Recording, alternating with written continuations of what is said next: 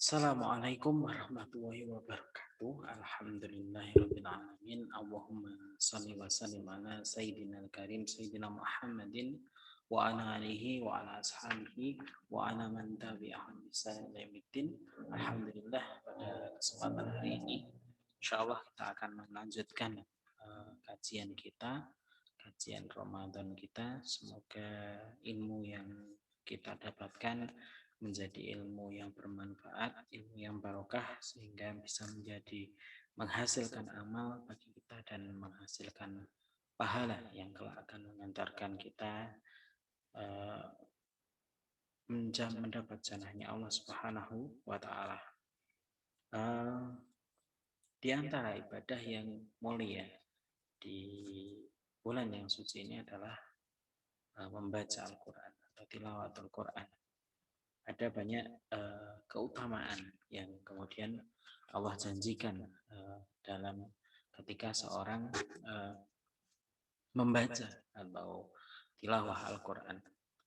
Ada banyak ayat dan hadis Nabi yang mendorong dan menganjurkan kaum muslimin untuk kemudian melaksanakan tilawah Al-Quran, apalagi di bulan Ramadan yang mulia ini, bulan di mana syahrul Ramadan unzila fihil Quran, di mana Quran itu diturunkan oleh Allah Subhanahu wa taala.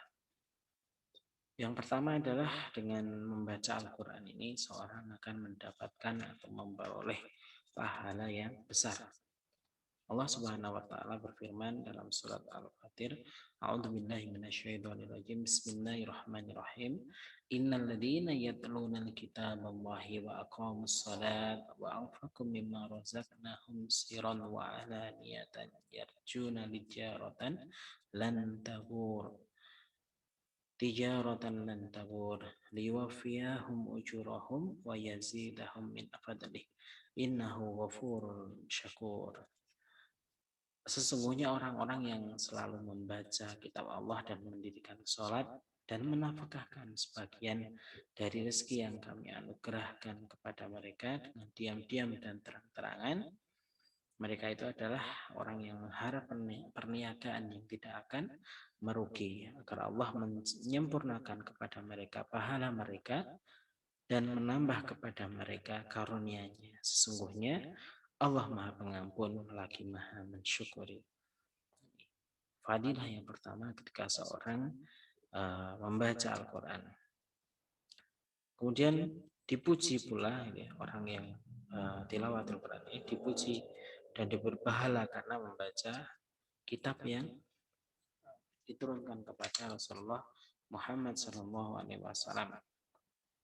Bahkan dalam hadis orang yang mahir ya, yang diriwayatkan oleh Sayyidah Aisyah radhiyallahu anha, Rasulullah pernah bersabda, alladzina yaqra'ul qur'ana wa huwa mahirun bihi ma'as safaratil kiramil bararah.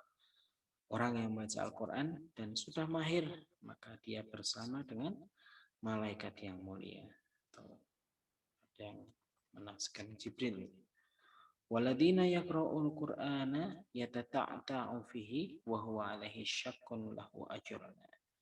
Dan orang yang terbata-bata karena belum bisa membaca Al-Quran dengan bisanya hanya membaca dengan terbata-bata, maka dia mendapatkan dua pahala, yaitu pahala membaca dan pahala belajar.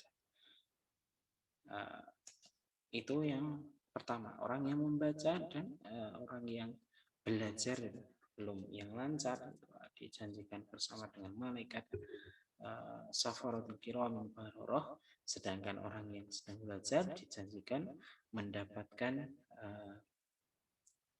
dua pahala, ya, fadilah dari membaca Al-Quran. Kemudian Al-Quran ini kelak juga akan memberikan syafaat, ya, syafaat kepada sahabat Al-Quran. Iqra'ul Quran fa innahu ya'ti yaumal qiyamah syafi'an li ashabihi. Bacalah Al-Quran, Rasulullah bersabda, bacalah Al-Quran, karena sungguhnya pada hari kiamat nanti Al-Quran ini akan datang kepada orang-orang yang membacanya untuk memberi syafaat kepada mereka. Itu salah satunya ya, orang orang yang membaca Quran ini kelak akan diberi syafaat oleh Al-Quran. Kemudian membacanya, membaca tiap hurufnya ini juga merupakan kebaikan. Ya, merupakan kebaikan.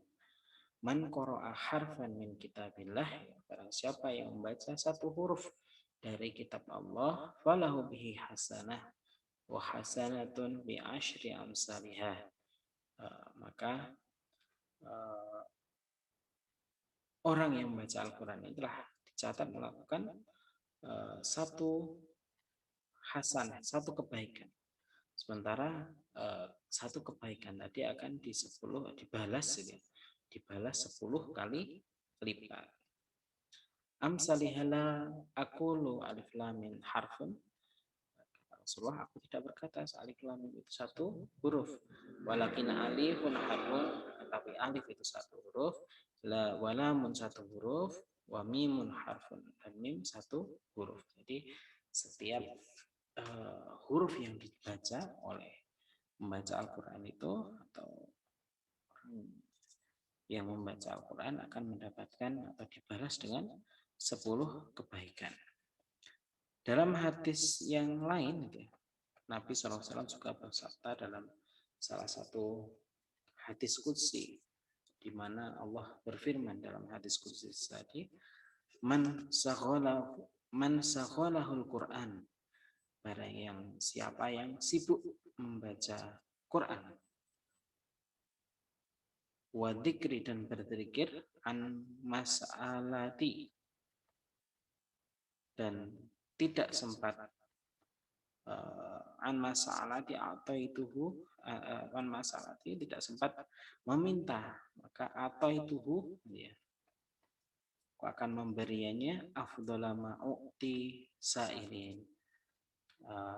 Kalau tidak kan disibukkan dengan baca Al-Quran dan berzikir, sehingga tidak sempat meminta kepada Allah, maka Allah akan memberinya afdhala ma'u'ti sa'irin, terbaik, suatu yang terbaik yang diberikan kepada orang yang berdoa. Wa fadlu kalamillahi ala sa'iril kalam kafadlillahi ala khalqihi. Dan kelebihan kalam Allah atau Al-Quran atas kalam yang lain itu seperti Allah dan ala khalqihi, makhluk-makhluknya.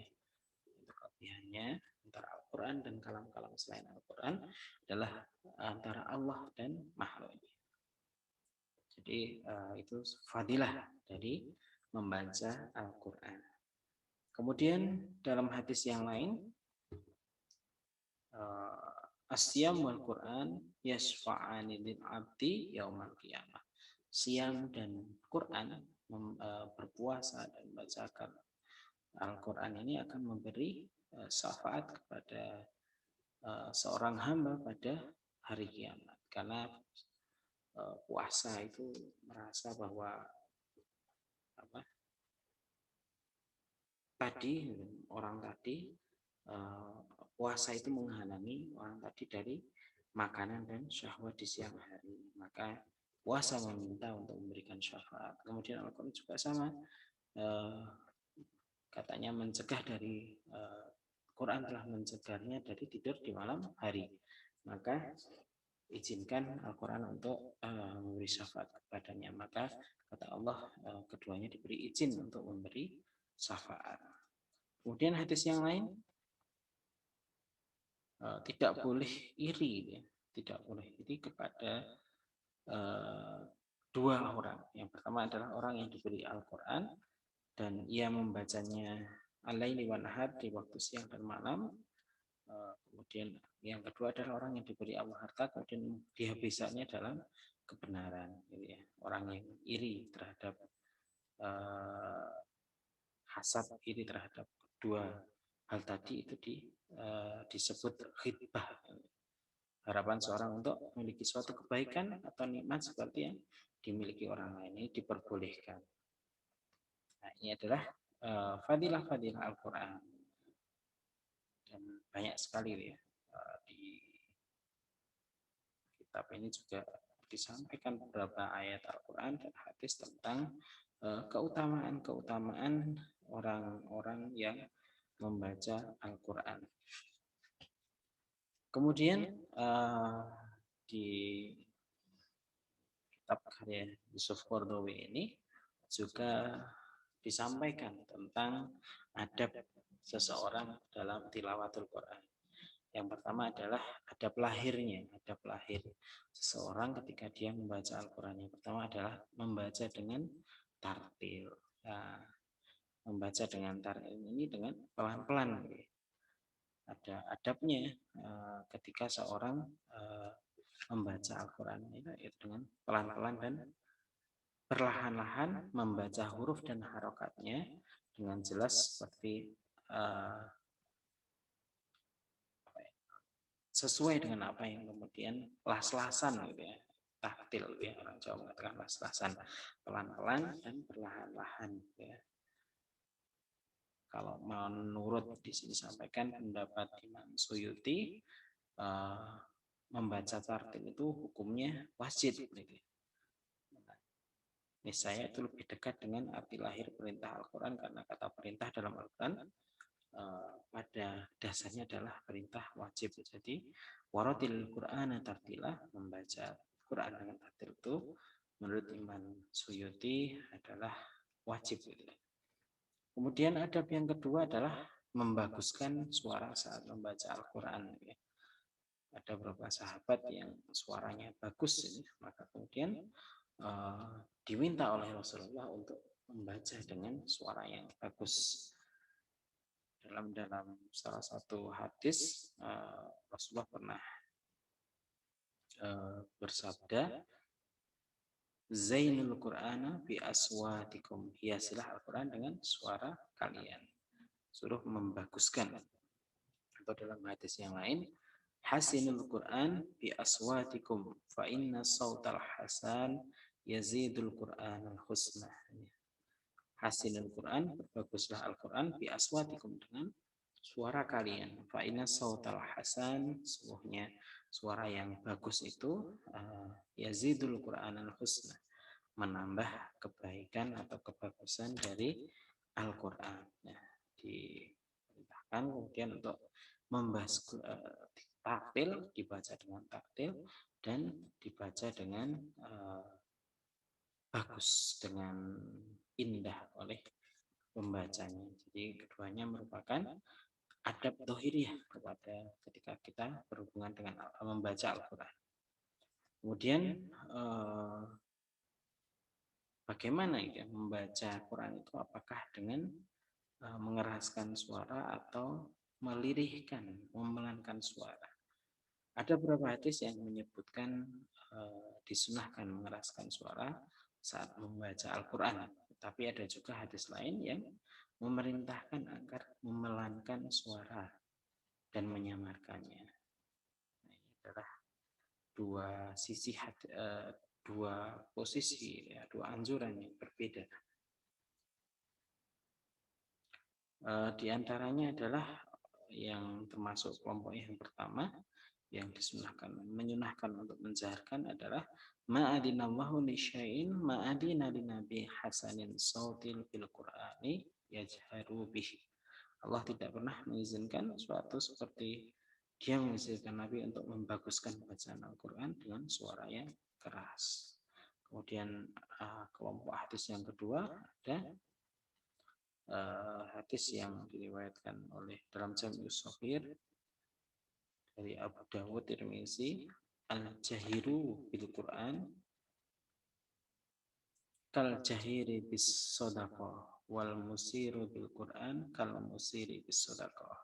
Orang yang menampakkan bacaan Al-Qur'annya adalah seperti orang yang menampakkan sedekahnya, sedangkan orang yang memelankan bacaan Al-Qur'annya seperti orang yang mensirkan sedekahnya. Nah, untuk mengkompromikan dua hal tersebut, Imam Nawawi berkata, kedua pendapat itu adalah membaca dengan suara pelan adalah lebih baik jika orang yang bersangkutan takut tertimpa ria atau mengganggu orang yang sedang sholat atau tidur. Adapun di luar itu membaca dengan keras itu adalah lebih baik. Nah, jadi itu kompromi dari dua hadis tadi tentang bagaimana membacanya itu ya. Jadi adab lahir, ya, adab lahir kita ketika kita membaca Al-Quran adalah dengan membaca tartil, kemudian membaguskan bacaan Al-Quran. Boleh dijaharkan gitu ya, atau dilirihkan ketika takut hatinya tergoda dengan riya, atau kemudian takut mengganggu orang yang sholat atau sedang tidur. Kemudian kalau tadi ada lahirnya, maka ada pula ada batin dalam membaca Al-Quran. Yang pertama ada batin dalam membaca Al-Quran adalah membacanya dengan tadabbur. Nah, sebagaimana disampaikan, tadabbur itu adalah an-nadharu fil adbaril umur, memperhatikan bagian akhir dari suatu urusan. Ayufi'uku biha wa malatiha, atau akibat dan dampaknya urusan tersebut. Jadi tadabbur ini lebih mirip dengan tafakur atau memikirkan. Hanya saja tafakur ini memiliki arti mengkonsentrasi pikiran dengan memperhatikan ayat-ayat Al-Quran. Sedangkan sebagai dalil, sedangkan tadabbur ini memperhatikan akibat atau dampak dari ayat yang dibaca. Ini adalah tadabbur, melakukan membaca dengan tadabbur. Kemudian ada batin yang berikutnya, di samping membaca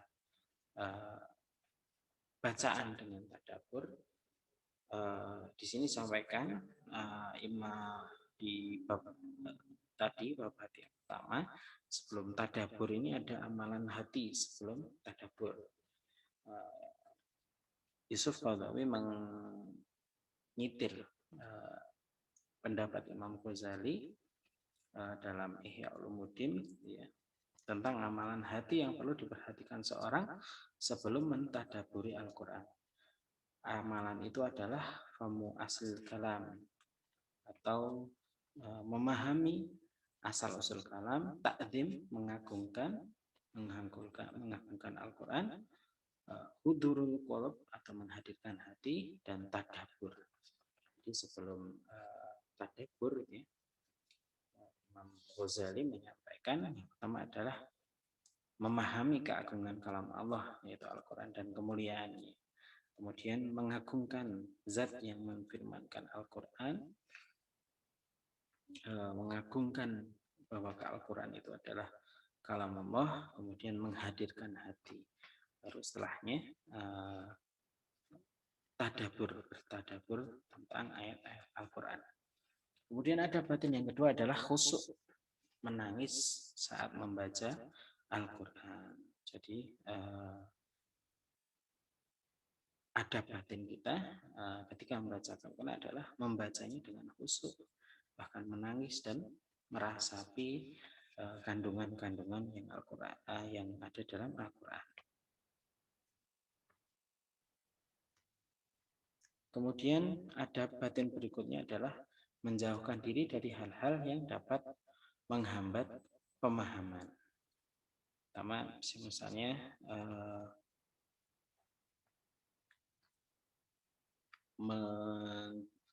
di sini disampaikan ada beberapa hal.